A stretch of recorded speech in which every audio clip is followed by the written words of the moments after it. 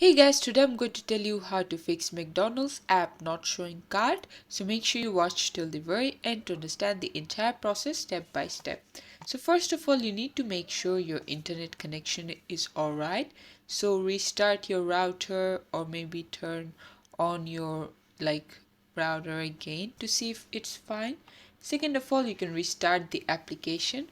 So all you need to do is long press on the application, click on app info. From there, just force stop the app. You could also try clearing some of the cache since too much storage can cause the app to lag. And then you can sign out and sign in of the app because sometimes it does fix the problem.